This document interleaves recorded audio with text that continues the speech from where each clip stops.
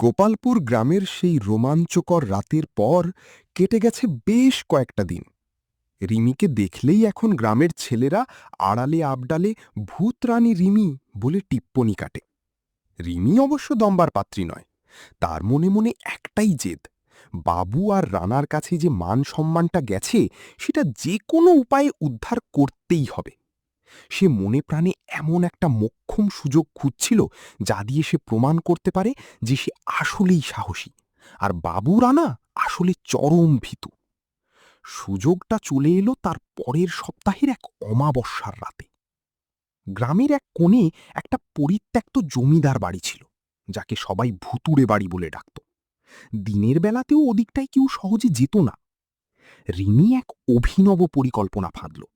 সে বাবু আর রানাকে গিয়ে বলল, তোরা তো সেদিন একটা সাধারণ ছাগল আর পিচ্চি সোহেলের কাঁথা দেখে আমাকে নিয়ে অনেক হাসাহাসি করেছিলি। আজ অমাবস্যার রাত, তোদের যদি এতই সাহস থাকে তাহলে আজ মাঝরাতে আমার সাথে ওই জমিদার বাড়িতে যাবি। সেখানে একটা পুরনো ভাঙা আয়না আছে, যে নাকি ওটার সামনে গিয়ে নিজের নাম ৩ বার বলবে, সেই আসল বীর। বাবু প্রথমে রাজি হতেই চাইল না। সে কাঁপা কাঁপা গলায় বলল, ধুর রিমি, ওখানে নাকি রাতে নুপুরের আওয়াজ পাওয়া যায়, আমি যাব না। কিন্তু রানা একটু ভাব নিয়ে বলল, আরে চল না বাবু, রিমি তো মেয়ে হয়ে যেতে চাচ্ছে, আমরা গেলে সমস্যা কি? তাছাড়া এবার আমরা রিমিকে হাতে নাতে ধরব, ও নিশ্চয়ই কোনো নতুন চাল চালছে। পরিকল্পনা অনুযায়ী রাত ১১টার দিকে ৩ বন্ধু গুটি গুটি পায়ে জমিদার বাড়ির দিকে রওনা হলো।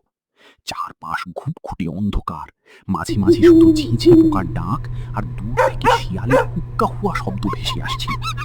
রিমি আগে থেকেই নিজের ওড়নার নিচে একটা ছোট স্পিকার লুকিয়ে এনেছিল, যাতে সে মোবাইলের ব্লুটুথ দিয়ে হরর সাউন্ড ইফেক্ট বাজিয়ে ওদের ভয় দেখাতে পারে। জমিদার বাড়ির সদর দরজায় পৌঁছুতেই একটা ঠান্ডা হাওয়া তাদের গা ছুঁয়ে গেল। ভেতরটা ধুলোবালি আর মাকড়সার জালে ভর্তি। রিমি খুব সাবধানে পকেট থেকে